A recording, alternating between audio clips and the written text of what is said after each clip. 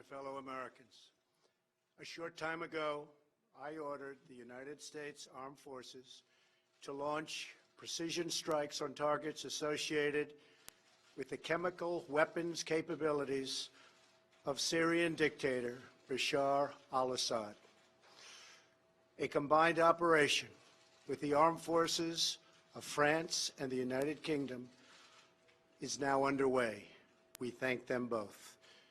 Tonight, I want to speak with you about why we have taken this action.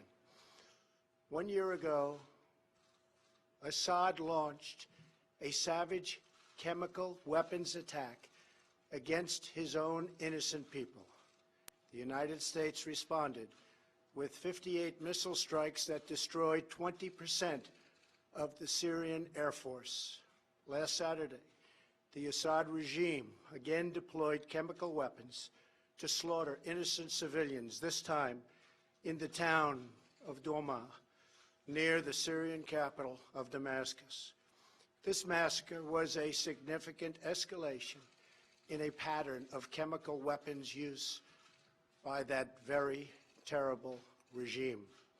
The evil and the despicable attack left mothers and fathers, infants and children thrashing in pain and gasping for air. These are not the actions of a man. They are crimes of a monster instead. Following the horrors of World War I a century ago, civilized nations joined together to ban chemical warfare. Chemical weapons are uniquely dangerous, not only because they inflict gruesome suffering, but because even small amounts can unleash widespread devastation. The purpose of our actions tonight is to establish a strong deterrent against the production, spread, and use of chemical weapons. Establishing this deterrent is a vital national security interest of the United States. The combined American, British, and French response to these atrocities will integrate all instruments of our national power, military, economic, and diplomatic. We are prepared to sustain this response until the Syrian regime stops its use of prohibited chemical agents. I also have a message tonight for the two governments most responsible for supporting, equipping, and financing the criminal Assad regime. To Iran and to Russia, I ask, what kind of a nation wants to be associated with the mass murder of innocent men, women, and children? The nations of the world can be judged by the friends they keep. No nation can succeed in the long run by promoting rogue states, brutal tyrants, and murderous dictators. In 2013, President Putin and his government promised the world that they would guarantee the elimination of Syria's chemical weapons. Assad's recent attack and today's response are the direct result of Russia's failure to keep that promise.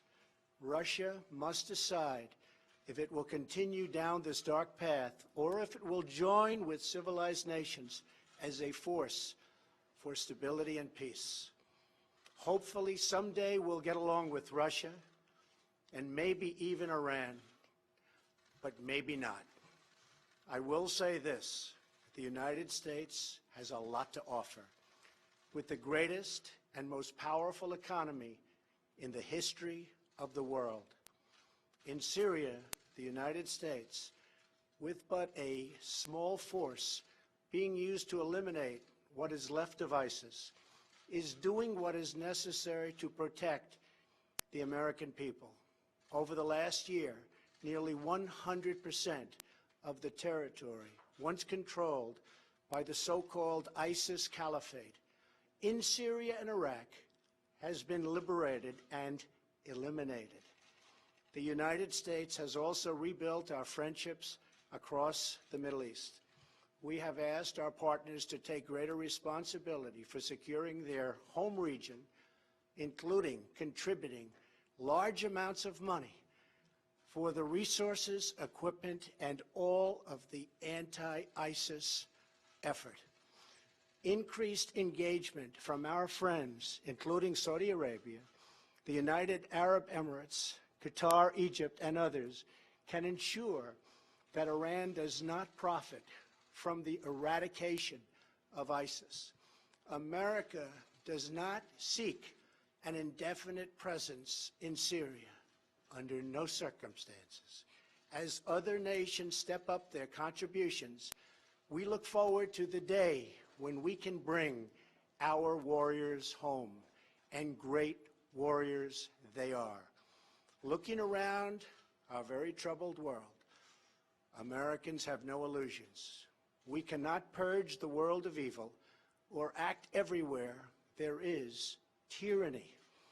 No amount of American blood or treasure can produce lasting peace and security in the Middle East. It's a troubled place. We will try to make it better, but it is a troubled place. The United States will be a partner and a friend, but the fate of the region lies in the hands of its own people. In the last century, we looked straight into the darkest places of the human soul. We saw the anguish that can be unleashed and the evil that can take hold. By the end of World War I, more than 1 million people had been killed or injured by chemical weapons. We never want to see that ghastly specter return.